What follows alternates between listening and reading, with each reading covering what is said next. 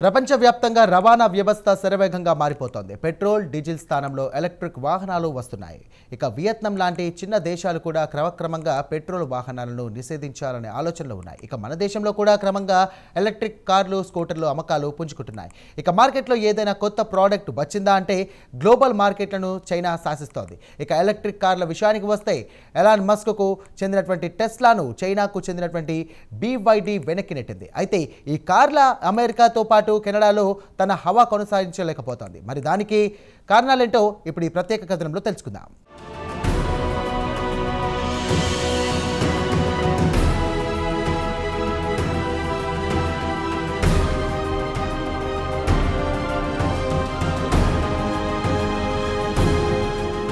పర్యావరణానికి పెనుముప్పుగా పరిణమించిన petrol, diesel వాహనాలు రాబోయే కొన్ని సంవత్సరాల్లో కనుమరుగవుతాయి.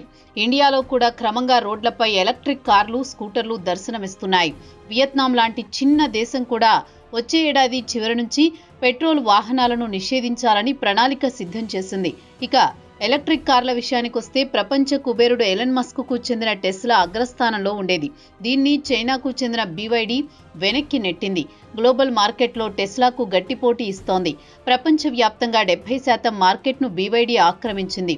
అయితే అమెరికాతో పాటు కెనడాలో మాత్రం BYD హవా కొనసాగించలేకపోతోంది.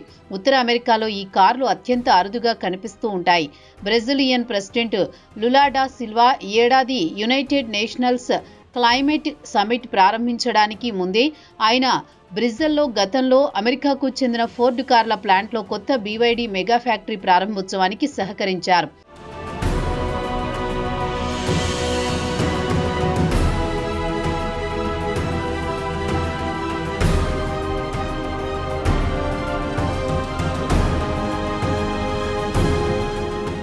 ఇక బ్రెజిల్లో కామాకారి బాహియా ప్లాంట్ ప్రపంచంలోని అతిపెద్ద ఎలక్ట్రిక్ కార్ల తయారీ ప్లాంట్గా చెబుతున్నారు.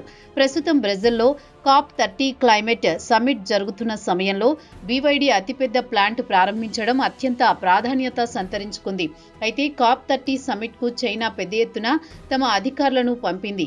గ్రీన్ టెక్నాలజీపై పెద్ద ఎత్తున పెట్టుబడులు పెట్టడానికి సిద్ధంగా ఉన్నామని సంకేతం ఇచ్చింది. అదే అమెరికా మాత్రం ఈ COP30 సమ్మిట్కు ఎలాంటి అధికారుల బృందాన్ని పంపలేదు. అదే అదనుగా California governor Gavin Newsom president Donald ట్రంప్పై ఆగ్రహం వ్యక్తం చేశారు.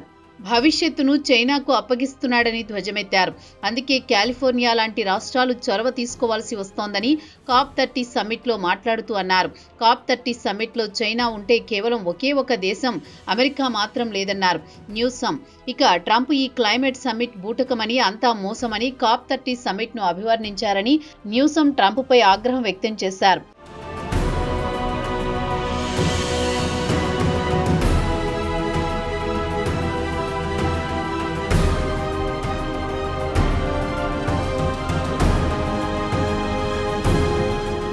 ఇక అమెరికాతో పాటు దాని పొరుగున ఉన్న కెనడా మాత్రం చైనీస్ ఎలక్ట్రిక్ కార్లను తమ దేశాల్లో అనుమతించడం లేదు.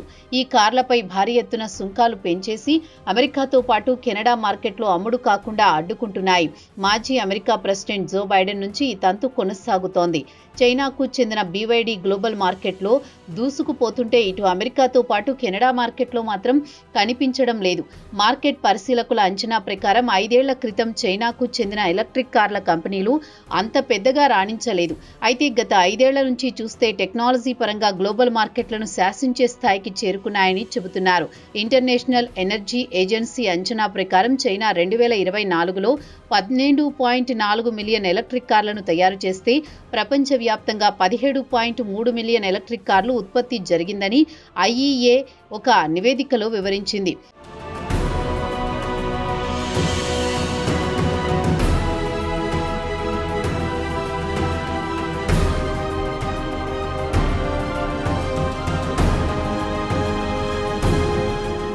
చైనా EV కార్ల విషయానికి వస్తే సుమారు 1.25 మిలియన్ కార్లు అంటే సుమారు 40% గ్లోబల్ మార్కెట్లకు ఎగుమతి చేసింది. మిగిలిన చైనీస్ మేడ్ కార్లు దేశీయ మార్కెట్లో విక్రయించుకున్నాయి. ఇక చైనా EV కార్ల మార్కెట్లో ప్రస్తుతం ఇంతలా దూసుకుపోవడానికి ప్రధాన కారణం ప్రభుత్వం EV కార్లపై పెద్ద ఎత్తున సబ్సిడీలు ఇవ్వడమే. దీనికి 2 కారణాలు కనిపిస్తున్నాయి. ఒకటి సొంతంగా ఆర్థికంగా అభివృద్ధి చెందడం, రెండోది వాతావరణ కాలుష్యాన్ని తగ్గించుకోవడానికి వీలు అవుతుంది. అయితే ఇవే చైనాకు చెందిన ఈవీ కార్లు ఇటు అమెరికాలో కానీ అటు కెనడాలో కానీ అరుదుగా కనిపిస్తూ ఉంటాయి. దీనికి కారణం ఇటు అమెరికాతో పాటు కెనడాలో చైనా ఈవీ కార్లపై బోలెడంత సుంకాలు పెంచి చైనా కార్లు అత్యంత ఖరీదైనవిగా చేశాయి. గత ఏడాది అమెరికాతో పాటు కెనడా రెండు దేశాలు ఈవీ కార్లపై 100% సుంకాలు పెంచేశాయి. గత ఏడాది సెప్టెంబర్లో అమెరికా చైనా ఈవీ కార్లపై ఏకంగా 100% టారిఫ్ పెంచేసింది. వెంటనే అమెరికాకు కజిన్ అయిన కెనడా కూడా క్షణం ఆలస్యం చేయకుండా అదే బాటలో పయనించి భారీ మొత్తం సుంకాన్ని బాధేసింది.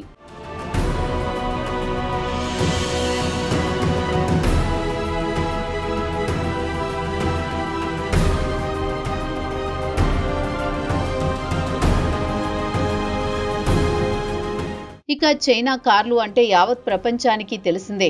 చౌకరకం అని. వాస్తవానికి చైనీస్ ఈవీ కార్ల కంపెనీలు అమెరికా మార్కెట్లో $30,000 విక్రయించాలనుకున్నాయి. అయితే అమెరికాతో పాటు కెనడా ప్రభుత్వాలు టారిఫ్లు పెంచడంతో కారు ధర $60,000 చేరుకున్నాయి. దీంతో చైనాకు చెందిన చౌకరకం ఈవీ కార్లు అమెరికాలో అమ్ముడు కావడం కష్టంగా మారింది. అమెరికాకు చెందిన ఈవీ కార్లు మోడల్తో పోటీ పడలేకపోయాయి. అమెరికాకు చెందిన హై ఎండ్ కార్లు ఈవీ మోడల్స్ దాదాపు $55,000కే లభిస్తూ ఉంటాయి. అమెరికాలో ట్రంప్ వచ్చాక ప్రత్యేకంగా చైనాతో పాటు ఇండియాపై అక్కసు పెంచుకున్నాడు. దారుణంగా టారిఫ్లు పెంచేసిన విషయం తెలిసిందే. దీంతో చైనా ఈవీ కార్ల కంపెనీలు అమెరికాలో తమ కార్లను అమ్మలేకపోతున్నారు. షోరూములను తెరవడానికి వెనుకంజ వేస్తున్నారు.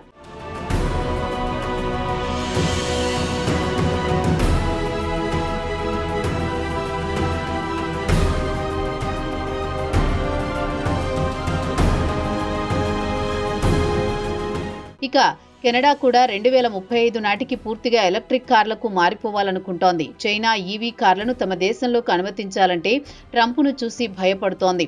ఎందుకంటే అమెరికాతో వాణిజ్య సంబంధాలు దెబ్బతింటాయని కెనడా ప్రభుత్వం వెనుకంజ వేస్తోంది. కెనడాలోని అమెరికా కార్ల తయారీ కంపెనీలకు కెనడా కంపెనీలు విడిభాగాలు తయారు చేస్తున్నాయి.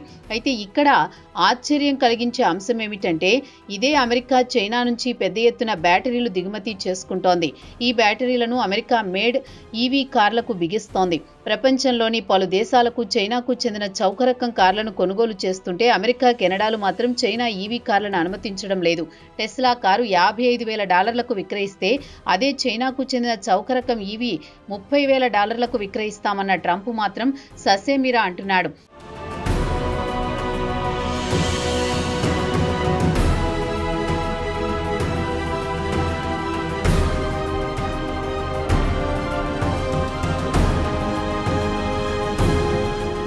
దీంతో చైనాకు చెందిన ఎలక్ట్రిక్ కార్ల కంపెనీలు BYDతో సహా అన్ని అభివృద్ధి చెందుతున్న మార్కెట్లపై ఫోకస్ పెడుతున్నాయి.